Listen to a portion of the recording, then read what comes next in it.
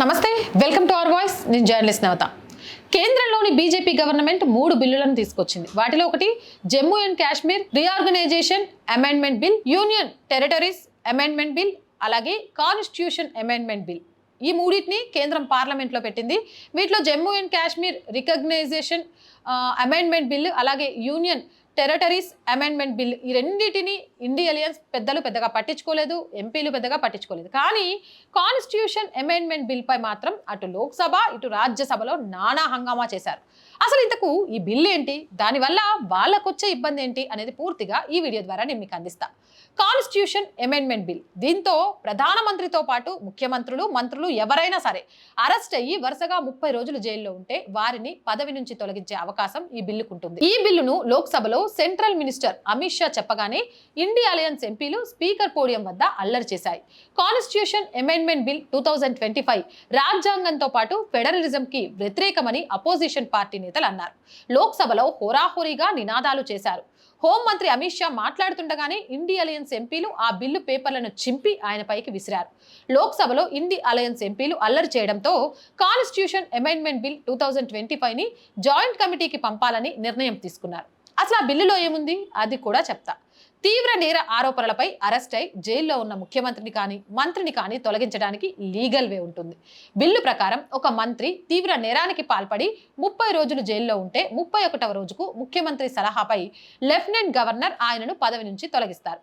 ముఖ్యమంత్రి అరెస్ట్ అయి 30 రోజులు జైల్లో ఉంటే 31వ రోజున తానే రాజీనామా చేయాలి, లేకుంటే ఆటోమేటిక్గా పదవి కోల్పోతారు. అయితే విడుదలైన తర్వాత తిరిగి ముఖ్యమంత్రి మంత్రిగా తీసుకోవచ్చు. తీవ్రమైన క్రిమినల్ కేసులు ఎదుర్కొంటూ జైలుకు వెళ్లిన కొందరు పొలిటికల్ లీడర్లు మాత్రం పదవిలో కొనసాగడంతో ప్రజలకు వారిపై ఫేత్ పోతుంది, పరిపాలనపై చెడు ప్రభావం వస్తుందని సెంట్రల్ గవర్నమెంట్ భావిస్తుంది. అపోజిషన్ పార్టీల ముఖ్యమంత్రులను అరెస్టు చేయించి అక్కడి ప్రభుత్వాలను కూల్చే ప్రయత్నం చేస్తున్నారనేది కాంగ్రెస్ సహా ఇండి అలయన్స్ లోని పార్టీల అలిగేషన్. అయితే వీళ్ళు ఎందుకు ఉలికి పడుతున్నారు అనేది ఈ మధ్యనే వచ్చిన రిపోర్ట్లో తెలిసిపోతుంది. మన దేశంలోని ముఖ్యమంత్రుల్లో 42% తీవ్రమైన నేరాలకు సంబంధించిన అభియోగాలను ఎదుర్కొంటున్నారు. ఎన్నికల కమిషన్ కి వారు సమర్పించిన అఫిడవిట్లను అధ్యయనం చేసిన అసోసియేషన్ ఫర్ డెమోక్రటిక్ రిఫార్మ్స్ వెల్లడించింది. కేంద్రం తీసుకొచ్చిన కాన్స్టిట్యూషన్ అమెండ్మెంట్ బిల్ సమయంలోనే ఏడీఆర్ రిపోర్ట్ సంచలనంగా మారింది. దేశంలో అత్యధికంగా నేరారోపణలు ఎదుర్కొంటున్న 10 మంది చీఫ్ మినిస్టర్లలో కాంగ్రెస్ పార్టీకి చెందిన రేవంత్ రెడ్డి ఫస్ట్ ప్లేస్ లో ఉన్నాడు. దేశంలోని 30 మంది చీఫ్ మినిస్టర్స్ లో 13 మంది సీఎంలు తమపై క్రిమినల్ కేసులు ఉన్నట్లు ఈసీకి చెప్పారని ఏడీఆర్ వెల్లడించింది. వీరిలో 10 మంది సీఎంలపై మర్డరు, కిడ్నాప్, లంచం, హరాస్ వంటి తీవ్రమైన నేరారోపణలు ఉన్నాయి. ఈ 10 మంది ముఖ్యమంత్రులలో 7 ఇండి అలయన్స్ కి చెందినవారే. మిగతా 3లో 2 ఎన్డీఏ సీఎంలు కాగా 1 మాత్రమే బీజేపీ సీఎం ఉన్నారు. ఈ 10 మంది సీఎంలపై ఉన్న అలిగేషన్స్ ప్రూవ్ అయితే 5 ఏళ్లు అంతకు మించి శిక్ష పడే అవకాశం ఉంది. తెలంగాణలో కాంగ్రెస్ గవర్నమెంట్ ఉంది. తెలంగాణ సీఎం రేవంత్ రెడ్డిపై మొత్తం 89 కేసులున్నాయి.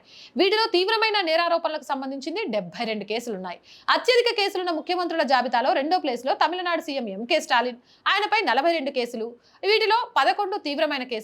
3వ ప్లేస్ లో చంద్రబాబు, అలాగే నేరాభియోగాలు 19 ఉన్నాయి కఠినమే. తర్వాత 4th ప్లేస్ లో కర్ణాటక సీఎం సిద్ధరామయ్య, అలాగే 5వ ప్లేస్ లో జార్ఖండ్ సీఎం హేమంత్ సోరెన్, అలాగే 6వ ప్లేస్ లో మహారాష్ట్ర సీఎం దేవేంద్ర ఫడ్నవీస్, అలాగే 7వ ప్లేస్ లో హిమాచల్ ప్రదేశ్ సీఎం సుఖ్వీందర్ సింగ్, అలాగే 8వ స్థానంలో కేరళ ముఖ్యమంత్రి పినరయి విజయన్, అలాగే 9వ స్థానంలో సిక్కిం ముఖ్యమంత్రి తమాంగ్, అలాగే 10వ స్థానంలో పంజాబ్ ముఖ్యమంత్రి భగవత్ సింగ్ మాన్ ఉన్నారు. అసోసియేషన్ ఫర్ డెమోక్రటిక్ రిఫార్మ్స్ బయటపెట్టిన ఈ డేటానే చెప్తుంది ఇండి ఎంపీలు ఎందుకు భయపడిపోతున్నారు. టాప్ 10లో బీజేపీ సీఎం ఒక్కరంటే ఒక్కరు ఉన్నారు. మిగతా వారంతా ఇండి అలయన్స్ లోని వాళ్ళే. సో వాళ్ళ సీఎంలు జైలుకు వెళ్తారని వాళ్ళకు తెలుసు కాబట్టి ఆ బిల్లు లా కాకుండా అడ్డుపడుతున్నారు. ఒకవేళ కాన్స్టిట్యూషన్ అమెండ్మెంట్ బిల్ కనుక యాక్ట్ అయితే వారికి ఇబ్బంది. కాంగ్రెస్ పార్టీ గెలిచిన రాష్ట్రాల్లో సీఎం కోసం ఎంత తన్నుకుంటారో అందరికీ తెలిసిందే. 5 ఏళ్లకు ఒకసారి కాబట్టి కొన్ని రోజులు ఇబ్బంది పడినా 5 ఏళ్లు ప్రశాంతంగా ఉంటుందని హైకమాండ్ అనుకుంటుంది. అదే ఈ యాక్ట్ వస్తే మళ్ళీ కాంగ్రెస్ లీడర్లు తన్నుకుంటారు. ఇదంతా మళ్ళీ పెద్ద తలనొప్పి అనుకుంటారు. సో అసలు ఈ బిల్లునే తీసుకురాకుండా అడ్డుకోవాలని సంబంధం లేకుండా మాట్లాడుతున్నారు. ఇది కాంగ్రెస్ పరిస్థితి. అయితే మిగతావి కుటుంబ పార్టీలు ఎక్కడో దగ్గర పార్టీలోని వాళ్ళు తండ్రి అరెస్ట్ అయ్యి జైలుకు వెళ్తే వాళ్ళ ఇంట్లో వారినే సీఎంలుగా చేస్తాయి ఆ పార్టీలు. మరి అప్పుడు ఆ పార్టీలోని వాళ్ళు క్వశ్చన్ చేసే ఛాన్స్ ఉంటుంది. సో ఈ పార్టీలు కూడా ఈ బిల్లును అడ్డుకుంటున్నారు.